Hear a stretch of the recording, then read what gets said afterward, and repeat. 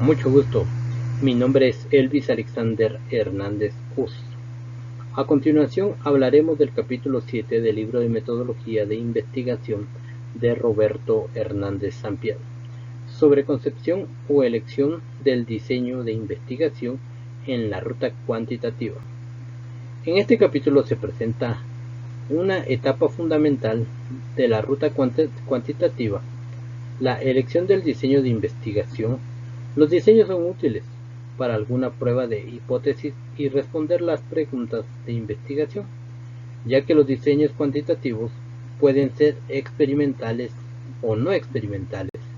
Y a lo largo de este video hablaremos sobre ambos diseños y de cómo aplicarlos.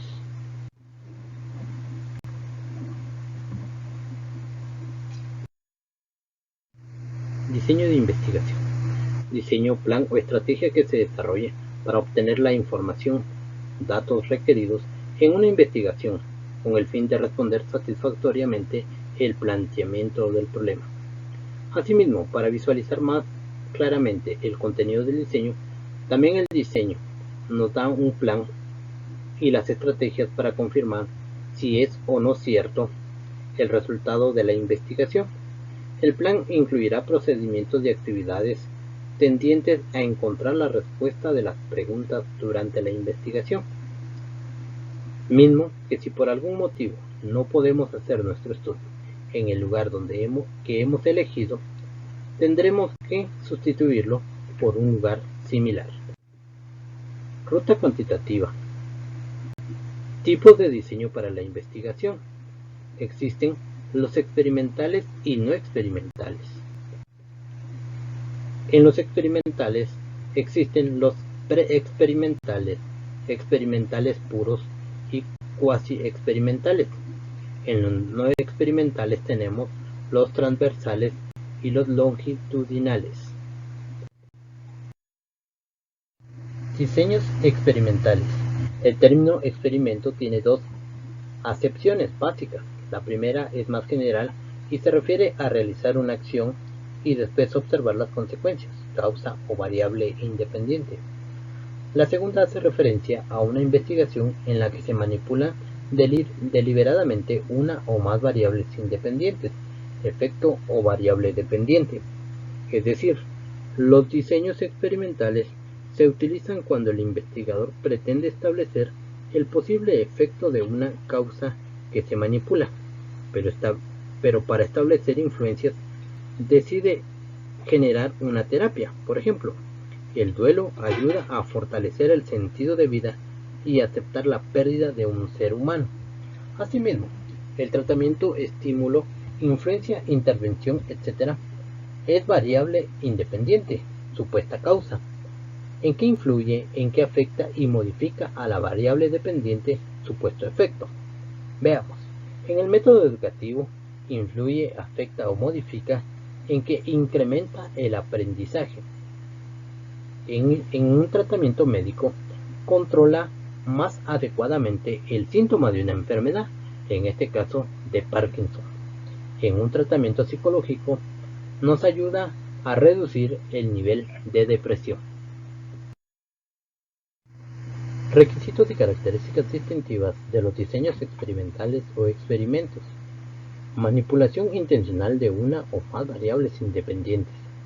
Medición de las variables dependientes. Control sobre la situación experimental. Manipulación intencional de una o más variables independientes. La variable independiente es la que se considera como supuesta causa en una relación entre variables. Es la condición antecedente y al efecto provocado por dicha causa se le denomina variable dependiente. Cuando en realidad existe una relación causal entre una variable dependiente y una dependiente, al variar intencionalmente la primera, la segunda también varía. Por ejemplo, si la satisfacción en el trabajo es causa de productividad, al variar la primera debe modificarse la segunda. Grados de manipulación de la variable independiente. La manipulación o la variación de una variable independiente puede realizarse en 2 o más grados. El nivel mínimo de manipulación es de presencia-ausencia de la variable independiente. presencia y ausencia. Este nivel o grado implica que un grupo o conjunto de casos se expone a la presencia de la variable independiente y el otro no. Posteriormente, los dos grupos se comparan para saber si el grupo expuesto a la variable independiente difiere del grupo que no fue expuesto. El primero se le conoce como grupo experimental. Al otro, en el que está ausente la variable independiente, se le denomina grupo de control. Pero en realidad ambos grupos participan en el experimento, es decir, el grupo experimental recibe el tratamiento o estímulo experimental, lo que es lo mismo que le expone la variable independiente al grupo de control, que no recibe el tratamiento o estímulo experimental. Si se trata de experimentar con un medicamento, el grupo experimental consumirá el medicamento, mientras que el grupo de control consumirá un producto que carece de acciones curativas, por ejemplo, una supuesta píldora que en realidad es un caramelo sin azúcar u otra sustancia que podría afectar los resultados. Más de 2 grados. Manipular la variable independiente en varios niveles tiene la ventaja de que no solo se puede determinar si de la presencia de variables independientes o tratamientos experimentales tiene un efecto, sino también es distintivo de los niveles de las variables independientes, que producen diferentes efectos, es decir, si la magnitud del efecto depende de la intensidad del estímulo, 2 o más grados. Existen otras formas de manipular una variable independiente, que consiste en que se exponen a los grupos experimentales a diferentes modalidades de las variables sin que esto implique cantidad. Variable independiente. Al manipular una variable independiente es necesario que se especifique qué se va a entender por esa variable en el experimento. Definición operacional experimental, es decir, trasladar el concepto teórico a un estímulo experimental. Por más correcta que resulte la manipulación de la variable independiente, el experimento resulta un fracaso porque la medición de la dependiente no es válida. ¿Cómo se manipularán las variables independientes? Sin embargo, a veces resulta verdaderamente complejo instrumentar el concepto teórico en que la realidad, sobre todo con variables internas, variables que puedan tener diversos significados o variables que sean difíciles de alterar. La socialización, la cohesión, el sentido de vida, el poder de felicidad y la depresión son conceptos que se requieren un enorme esfuerzo por parte de la investigación operacional. Por otro lado, en cada situación podría optar por medir más de una variable independiente y evaluar múltiples efectos de las dependencias distintivas variables. Medición de las variables dependientes. La variable dependiente no se manipula, sino que se mide para ver el efecto de la manipulación de las variables independientes que tiene ella misma. ¿Qué número de variables independientes y dependientes debe incluirse en un experimento? No hay reglas ni un número para ello. Una vez más, depende de cómo se haya planteado el problema de investigación y las limitaciones existentes. Control y validez interna. El control o validez interna se refiere a que si el experimento observa una o más variables independientes, hace variar a las dependientes. La variación de estas últimas se debe verdaderamente a la manipulación de las primeras y no de otros factores causales. Es decir, buscamos descartar otras posibilidades o explicaciones para evaluar si la nuestra es la correcta. Variables independientes de interés, estímulos o tratamientos experimentales que tienen el efecto que nos interesa comprobar. Alcanzarlo implica contener la influencia de otras variables extrañas en las variables dependientes, lo que permite conocer en realidad si las variables independientes que interesan tienen o no efecto en las dependientes. Fuentes de validación interna.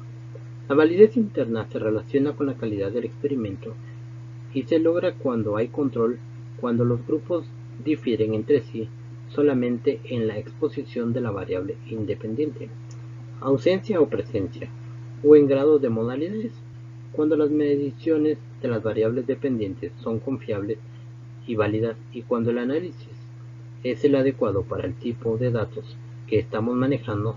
Se trata de explicaciones alternativas a las explicaciones que las variables independientes relacionan con las dependientes. ¿Cómo se logra el control y la validez interna? Es necesario que un experimento tenga por lo menos dos grupos que comparar. Si nada más tiene un grupo, no es posible que se sepa con certeza si influiremos las fuentes de invalidación interna y otras causas ajenas a la variable independiente manipulada.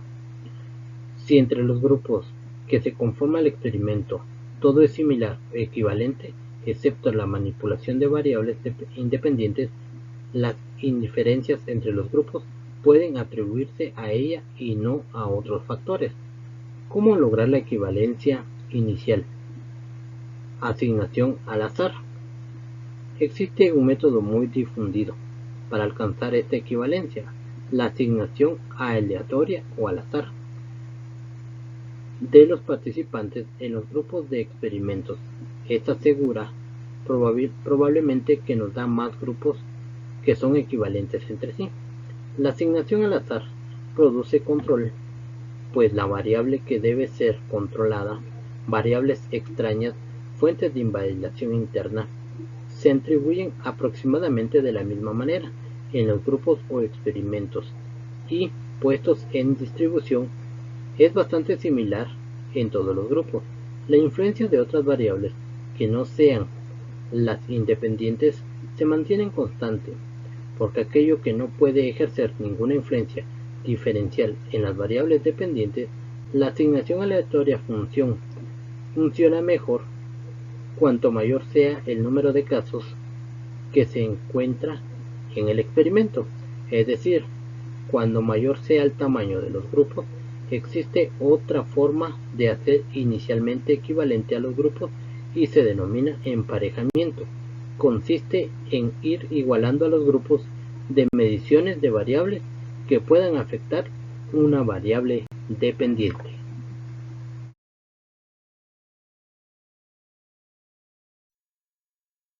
Mi nombre es Elizabeth Deixis Camparictisol.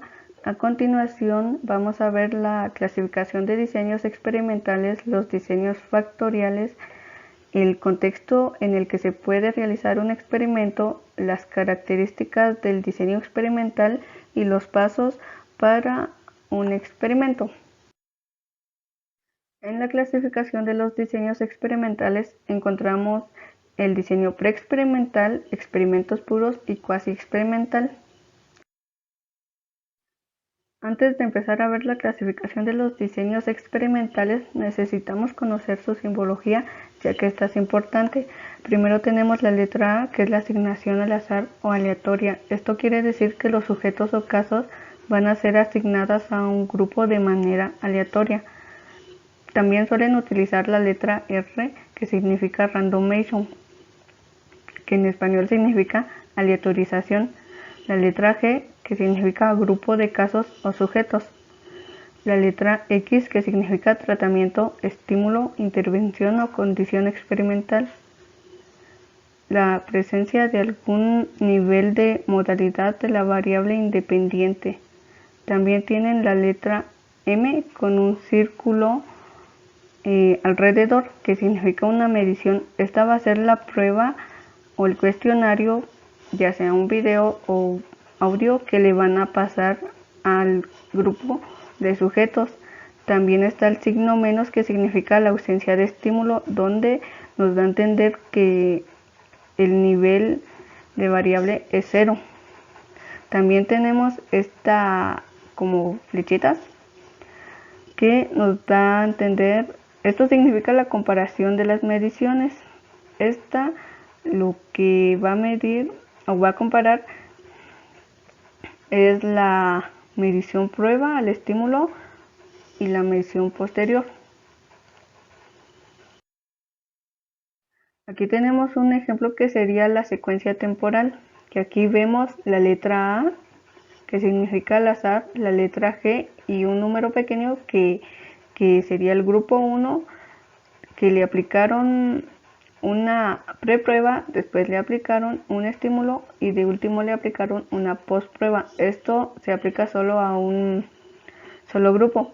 Tenemos la secuencia dos grupos. En ambos grupos podemos observar que tienen la letra A, que significa al azar, y la letra G, que significa grupo 1 con el número 1 y grupo 2 con el número 2. A ambos le aplicaron una preprueba. A un único grupo le aplicaron un estímulo y al otro no le aplicaron estímulo. En ambos grupos le aplicaron una postprueba. Diseños preexperimentales o preexperimentos se denomina así porque su grado de control es mínimo. Se caracteriza porque es aplicable a un único grupo o individuo. Este diseño tiene dos diseños básicos. El primero es el estudio de los casos con una sola medición. Este consiste en que al único grupo le apliquen un estímulo para después aplicarle una medición.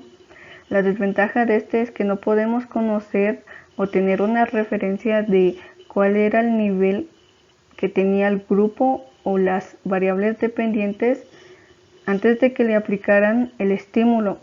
El segundo diseño es de preprueba y postprueba. Al único grupo le aplican una medición que sería la preprueba, un estímulo y le aplican una segunda medición que sería la postprueba para después compararla. La desventaja de este diseño preexperimental es que este sirve más como exploratorio. Además de eso, los resultados que da se tienen que evaluar cuidadosamente, ya que este diseño no es para tener un control riguroso, ya que no lo posee. Diseños experimentales o experimentos puros. Estos diseños reúnen los dos requisitos para el control y validez interna. El primero es que en los grupos de comparación debe haber la manipulación de la variable independiente. El segundo es la equivalencia de los grupos. En este diseño se utilizan prepruebas y postpruebas. Además de eso, deben incluir una o más variables independientes o dependientes. Este diseño tiene tres diseños que se derivan de este. El primero es el diseño con postprueba únicamente y grupo de control. El segundo diseño con preprueba, postprueba y un grupo de control. Y el tercero es el diseño de 4 grupos de Solomon. El primer diseño con postprueba únicamente y grupo de control. Este diseño incluye 2 grupos. Uno recibe el tratamiento experimental y el otro grupo no. Aquí tenemos un ejemplo donde podemos ver a los 2 grupos a los cuales les asignaron al azar. El primero tiene el estímulo y el segundo no. Por eso dice que el segundo no recibe, entonces él tiene la ausencia del estímulo. Esto lo utilizamos para ver que en la medición que se le hace a cada grupo se le va a hacer una comparación para ver los resultados. Diseño con preprueba, postprueba y grupo de control. Aquí vemos que ambos grupos los asignaron al azar, después le aplicaron una preprueba, al primer grupo le aplicaron un estímulo, al segundo grupo tiene una ausencia de estímulo y después les aplicaron simultáneamente una postprueba. Esto va a ser para realizar una comparación para ver si funciona el estímulo o tratamiento que haya sido aplicado en ambos grupos. Diseño de 4 grupos de Solomon. Este diseño se llama así porque Solomon lo propuso en 1949.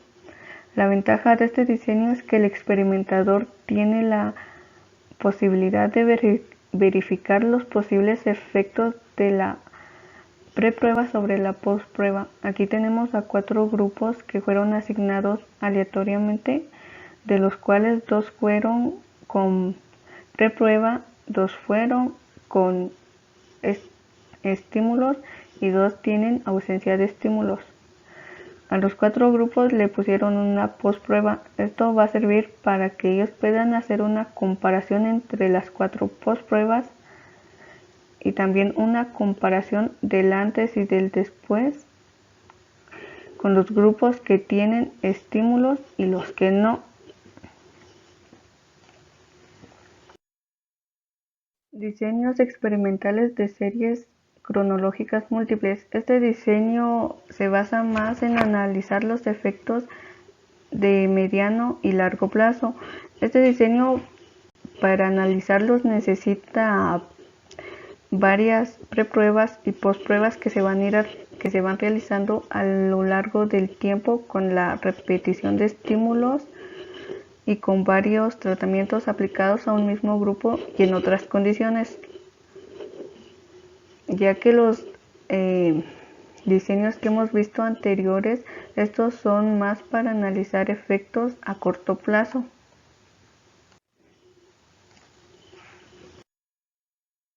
Los diseños factoriales son más utilizados para analizar una o más variables dependientes o también para la manipulación de 2 o más variables independientes para ver la modalidad o los niveles en cada una de las variables independientes. Esta se utiliza más a menudo en la investigación experimental. Una característica de todo diseño experimental es la validez externa. Esta validez externa es la posibilidad de generalizar los resultados de un experimento o situación experimental. Pero antes de eso se necesita de la validez interna, que es el rigor, calidad y confianza de los resultados, ya que esta validez es parte de la validez de un experimento. Si no se logra la validez externa, no hay experimento puro. Lo primero es eliminar las fuentes que atentan contra dicha validez. Fuentes de invalidación externa. Entre ellas están las siguientes fuentes: efectos reactivo o de interacción en las pruebas. Las pruebas pueden aumentar o disminuir la sensibilidad o reacción de los participantes a la variable experimental, y los resultados obtenidos para una población con una prueba no pueden generalizarse, ya que cuando aumenta o si disminuye la sensibilidad no pueden haber resultados similares y por eso no se pueden generalizar. El segundo es efecto de interacción entre los errores de selección y el tratamiento experimental. Elegir personas con una o varias características que hagan un tratamiento experimental produzca un efecto que no se daría si las personas no tuvieran esas características. Eso es lo que nos quiere dar a entender que debemos que reclutar voluntarios para realizar los experimentos.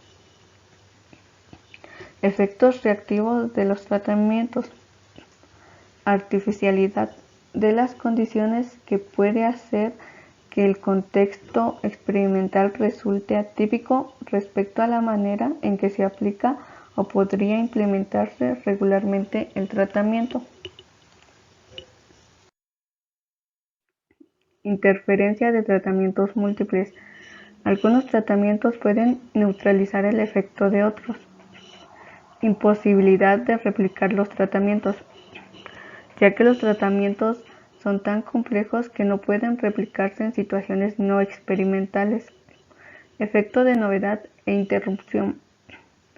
Este efecto se da cuando hay un nuevo tratamiento, el cual puede tener resultados positivos solo porque puede ser percibido como novedoso o bien puede tener el efecto negativo porque interrumpe las actividades normales de los participantes. El experimentador. El tratamiento solamente va a ser efectivo con la intervención del experimentador. Interacción entre la historia, el lugar y los efectos del tratamiento experimental. La imposibilidad de duplicar un experimento conducido en un contexto en particular, como sería el tiempo y el lugar, hace que los resultados del experimento no puedan generalizarse a otros lugares o ambientes. ¿En qué contextos pueden realizarse un experimento? Este puede ser de laboratorio o de campo. El de laboratorio trata que se realice en condiciones controladas en las cuales el efecto de las fuentes de invalidación interna es eliminado, así como el de otras posibles variables independientes que no son manipuladas o no interesan. Hernández Sampieri et al. 2017. En el de campo son estudios efectuados en una situación realista o que tratan que sea lo más natural, en la que el investigador manipula una o más variables independientes en condiciones tan cuidadosamente controladas como lo permite la situación. Herbert y Green 2012, Smith 2004 y Carlinger y Lee 2002. Los diseños cuasi experimentales, estos manipulan una variable independiente para observar su efecto sobre una o más variables dependientes. En los diseños cuasi experimentales, los sujetos no se asignan al azar como en los diseños anteriores, sino que aquí los grupos ya están formados antes del experimento.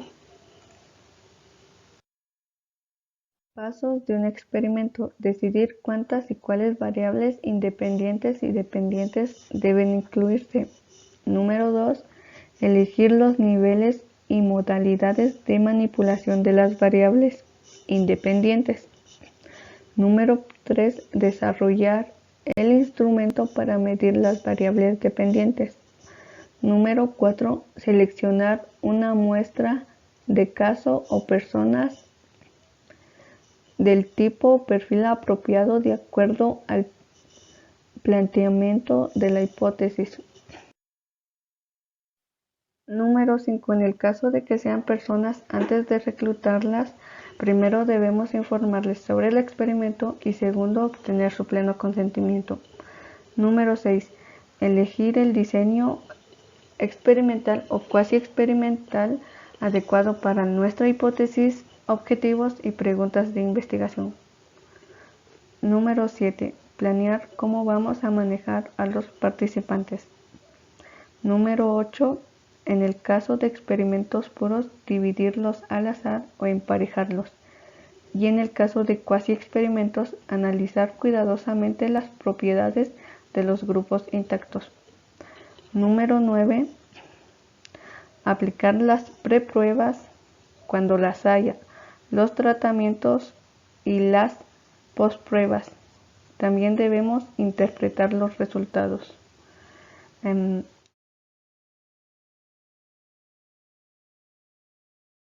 nombre es Amy Daniela Pérez Gómez y yo les voy a presentar los diseños no experimentales.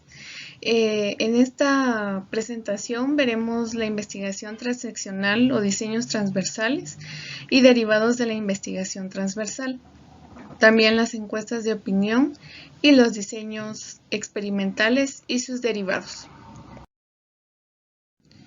¿Qué son los diseños no experimentales? En este estudio no se genera ninguna situación y se observan situaciones ya existentes. Es apropiada para variables que no pueden ser manipuladas. Por ejemplo, en un experimento, hacer enojar a una persona intencionalmente y ver sus reacciones Y en un no experimento, que es el diseño que estamos viendo, sería ver las reacciones de esta persona cuando está enojada.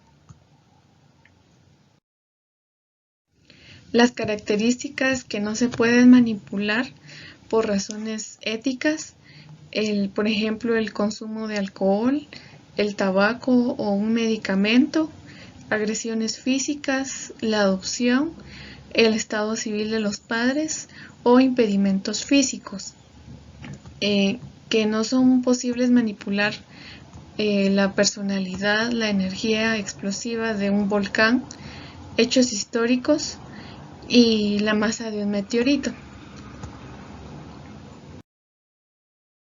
Los tipos de diseños no experimentales: está el transeccional o transversal. Este recolecta datos en un tiempo único, en un momento y un lugar específicos. Por ejemplo, tomar una fotografía. La fotografía captura el momento y el lugar específicos. Este diseño transversal se divide en 3. Está el transversal exploratorio. Estudia variables en un momento específico, recolecta datos una vez para planear una investigación descriptiva más profunda e indagar.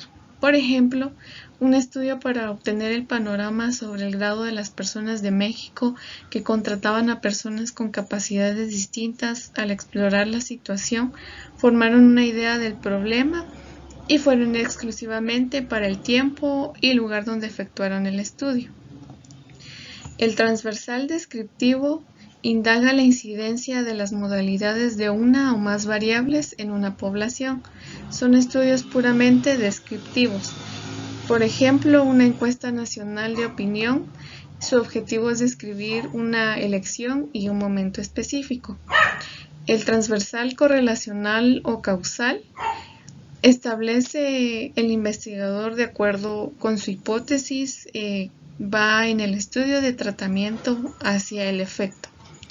Por ejemplo, en un estudio se pretendía analizar el último año de quienes compraron más en las tiendas de una cadena departamental, si los hombres o las mujeres, de qué edades y qué perfiles socioeconómicos, y correlacional asocia el nivel de compra con género y edad y el nivel socioeconómico.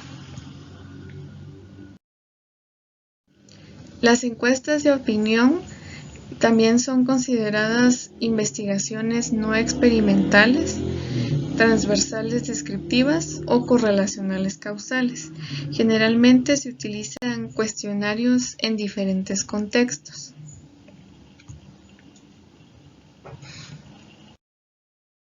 El diseño longitudinal recolecta datos en diferentes momentos. Son estudios de seguimiento a través de diversas mediciones, sus causas y sus efectos. Se dividen en 3 clases genéricas. Tenemos el diseño de tendencia. Este recolecta datos de una población que en todas las mediciones es la misma, pero las muestras son distintas. Por ejemplo, analizar la manera en que evoluciona la percepción sobre tener relaciones sexuales premaritales en mujeres de 20 a 25 años. Esta investigación se realiza a cada 2 años y en la primera medición las mujeres de 20 a 25 años serán incluidas, pero después de 2 años ya no serán tomadas en cuenta porque algunas tendrán 26 o 27 años. Esto también se realiza con animales y con plantas. Tenemos el diseño longitudinal de evolución de grupo o cohorte. Se estudia en una subpoblación que posee una característica común o se encuentra vinculado por uno o más factores. Por ejemplo, los niños en la Ciudad de México que iban en preprimaria cuando ocurrió el gran terremoto de 1985. Se da un seguimiento a las variables pertinentes y no hay manipulación de una variable independiente. Y el diseño de panel Los casos son siempre los mismos en las distintas mediciones. Además de conocer cambios grupales, se conocen los individuales y toda población o grupo es seguida a través del tiempo. Por ejemplo, una investigación que detectara anualmente los cambios en las actitudes de un grupo de ejecutivos en relación con un programa para elevar la productividad y la calidad total. Cada año se medirá la actitud de los mismos ejecutivos.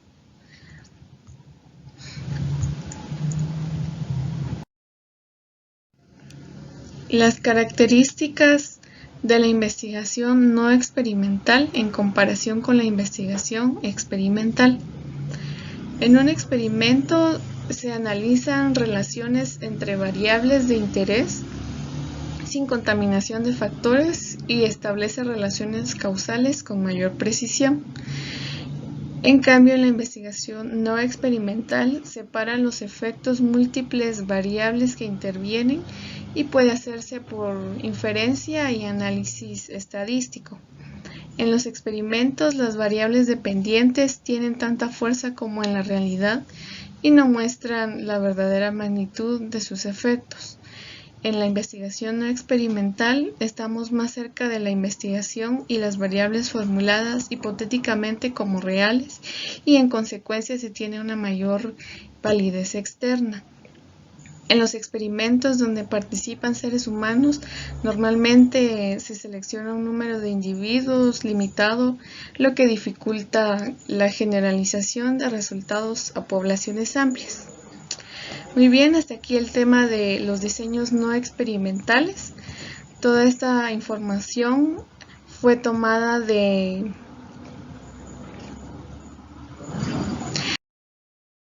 el libro Metodología de la Investigación de Roberto Hernández Sampieri. Todo el capítulo 7 fue presentado en este video. Y en conclusión,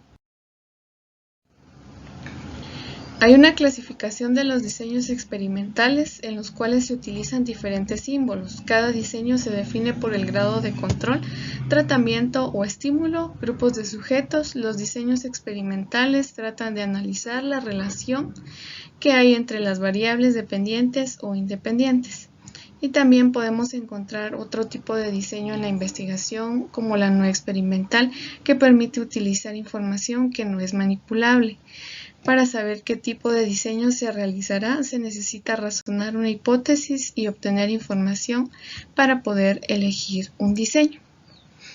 Y aquí finaliza el video y agradecemos toda tu atención.